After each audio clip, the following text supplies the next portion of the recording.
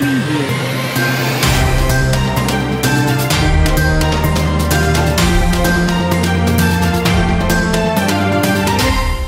êtes sur TFA et vous avez raison, bienvenue dans ce journal.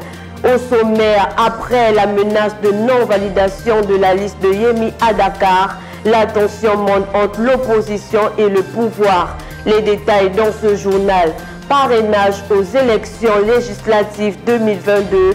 Au départ, 25 listes devraient part aux législatives du 31 juin prochain. Et puis, les conducteurs des motos rencontrent d'énormes difficultés sur les routes selon eux. L'actualité internationale et sportive mettront fin à cette édition. Tout de suite, le développement. Mesdames et messieurs, bonsoir et bienvenue sur l'antenne de TFA. Pour démarrer le débat sur le risque de rejet de la liste de Yewwi Askan Wi dans le département de Dakar semble déclencher le débat de la campagne des législatives. En effet, depuis quelques jours, les responsables de la coalition Yewwi Askan Wi à leur adversaire du pouvoir en place mènent une guerre par procuration. Le mercredi 11 mai dernier, les deux coalitions ont posé le premier acte de cette bataille par presse interposée.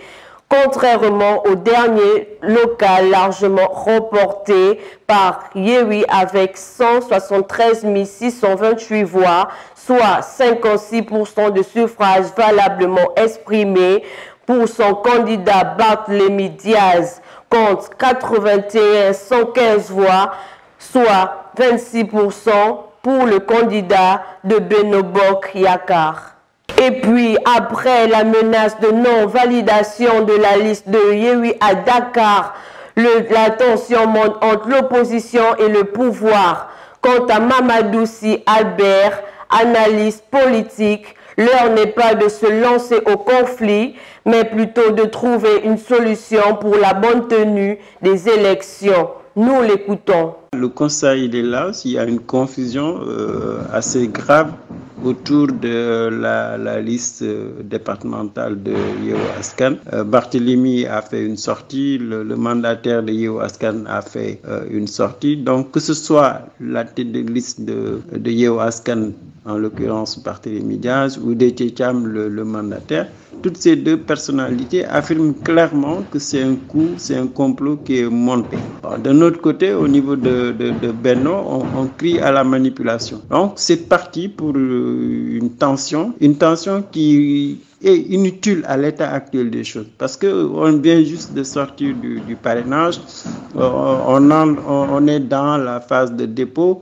Ça ne devrait pas être un moment de conflit entre les acteurs politiques. Et je crois que cette confusion, elle est alimentée en partie par le silence de l'administration. Il y a un ministère quand même de l'Intérieur qui est chargé d'organiser les élections. Il y a une direction qui s'occupe du dépôt des dossiers. Cette direction chargée des élections doit clarifier. Est-ce que c'est une liste déposée qui n'a pas respecté la parité? Est-ce que c'est une liste qui est entachée par la présence de quelqu'un qui a déjà désisté?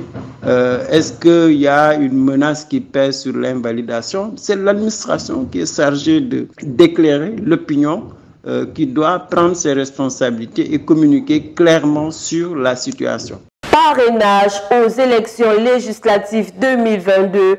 Au départ, 25 listes devraient prendre part aux législatives du 31 juin prochain. Finalement, 15 d'entre elles seront déposées au niveau de la Direction générale des élections.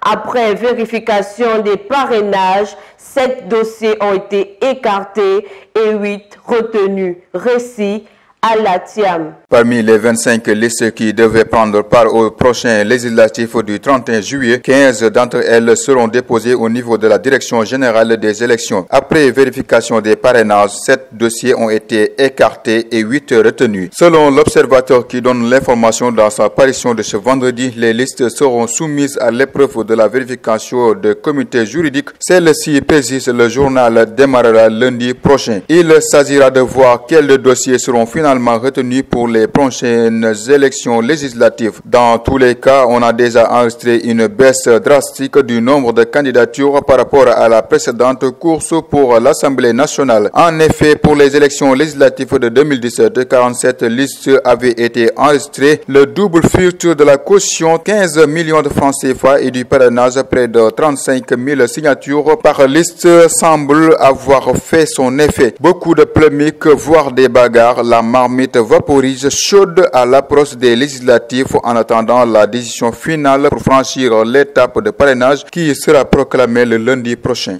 Merci Alam Thiam pour ce récit. Le secteur de la justice va connaître une perturbation. Un arrêt de travail a été décrété par l'Union nationale des travailleurs de la justice ce vendredi. Il dénonce entre autres des arriérés de salaire, une gestion nébuleuse des fonds communs. Le Bureau exécutif national de l'Union nationale des travailleurs de la justice a invité les travailleurs affiliés à ce syndicat de respecter les mots d'ordre. Les conducteurs de moto rencontrent d'énormes difficultés sur les routes selon eux. Une situation souvent due à leur manque de papier. Ainsi, ils souhaitent que les sanctions que leur sont affligées soient allégées par les forces de l'ordre. Reportage d'Ousmane Nyang, Armata Sonko. Dans la circulation, les conducteurs de moto rencontrent d'énormes difficultés à cause de certains qui ne sont pas en règle et souvent arrêtés par la police. Ceci est une bonne chose, pense ce monsieur qui estime que cela permettra de corriger ceux qui ne sont pas en règle. C'est les opérations que les policiers organisent souvent dans les différents secteurs. Donc ils sont tout le temps, je peux dire, sur les circulations. Donc c'est pour arrêter les motos qui ne sont pas en règle, c'est-à-dire qu'ils n'ont pas de papiers, beaucoup de problèmes avec ça.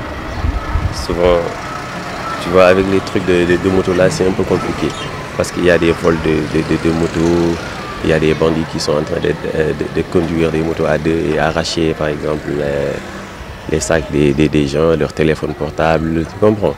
Donc moi, je peux dire que c'est une très bonne chose que les policiers font ça, souvent pour récupérer les motos qui ne sont pas en règle, qui n'ont pas de papiers. Et donc ça fera l'occasion de pouvoir également attraper les bandits qui sont dans la masse, donc pour faire des vols, des agressions masquées, déguisées, etc. Un avis que l'autre ne partage pas, selon lui, il appartient aux forces de l'ordre de revoir leur comportement. Bon, les difficultés qu'on a, c'est par rapport aux forces de l'ordre. C'est vraiment compliqué, hein. C'est vraiment compliqué par rapport aux forces de l'ordre. C'est vrai que bon, il y en a des conducteurs de moto qui ne sont pas en règle. Mais pour moi, la solution, c'est pas en fait de les poursuivre de gauche à droite et puis de les racketter des 5 000, 6 000 francs. C'est pas ça la solution. Parce que plus ils nous font ce genre de trucs-là, plus on se décourage. Et on se dit que en fait, ça n'en vaut même plus la peine de travailler dans ce pays. Parce que tu travailles pour gagner ta vie dignement, mais les gens ne te laissent pas aller. Là. Mais le Sénégal, c'est un pays où il est difficile des fois d'aborder ce genre de sujet. De toute façon, la force reste à la loi. Merci Ousmane Nyang pour ce reportage. Bon nombre de personnes vivent en situation de handicap rencontrant d'énormes difficultés au quotidien. Une situation qui, pour certains d'entre eux, a poussé un cri de cœur pour faire appel à l'aide. Écoutons Amadou, l'un d'entre eux, au micro de Ousmane Nyang. Vous le voyez vous-même, c'est un peu difficile avec les personnes vivant en situation de handicap. Je quitte la Liberté 6 pour aller à l'école normale. Mais ce n'est pas tout le monde qui peut faire comme moi, parce qu'il y a des personnes pour se déplacer, c'est tellement très difficile. C'est pourquoi j'interpelle les autorités et les personnes de bonne volonté de pouvoir aider les handicaps. Parce qu'il y en a beaucoup qui vivent des situations tellement très difficiles. On aimerait bien aussi qu'on nous prenne en compte sur les constructions de bâtiments, sur l'éducation, la formation, mais surtout l'emploi. Parce qu'il y a beaucoup de personnes, quand ils veulent de l'emploi, c'est un peu difficile parce qu'ils sont des handicapés. Ça vraiment, on doit mettre en terme cela et les aider et leur motiver de telle sorte qu'ils vont sentir que vraiment ils font partie de la société. Mais moi, personnellement, je remercie parce que avec ma situation, je fais tous mes efforts pour se déplacer facilement, mais j'aimerais encore qu'on nous aide. Ça vraiment, ce serait un grand plaisir pour nous. Des fois, c'est un problème de rencontrer les autorités, pour les rencontrer, pour leur dire les difficultés qu'on rencontre tous les jours pour une solution définitive. Place à l'actualité internationale. En Somalie, 39 candidats seront sur la ligne de départ pour l'élection présidentielle ce dimanche. Il s'agit d'un scrutin indirect. C'est aux députés et sénateurs qu'il revient de choisir le futur chef de l'État. Ce vote est très attendu. Ils auraient dû se tenir il y a 15 mois, mais a été maintes fois repoussé sur fond de crise politique. Et jamais un scrutin présidentiel en Somalie n'aura suscité autant de candidatures. Et puis le président des Émirats arabes unis, Sheikh Khalifa Ben Zayed, qui avait accompagné ces dernières décennies l'absorption fulgurante de son pays sur la scène internationale, est décédé, ont annoncé ce vendredi les autorités. Le gouvernement du pays Golfe a décrété un deuil officiel et les drapeaux mis en berne pour une durée de 40 jours, a indiqué l'agence de presse officielle WAM. Le chef de l'État défunt s'était fait rare en public depuis un AVC en janvier 2014. L'Union européenne va fournir une aide militaire supplémentaire de 500 millions d'euros à l'Ukraine pour l'aider à se défendre contre l'invasion russe, a déclaré vendredi 13 mai le chef de la diplomatie européenne, Joseph Borrell. Le financement de l'UE pour soutenir l'effort militaire ukrainien sera ainsi porté à 2 milliards d'euros au total.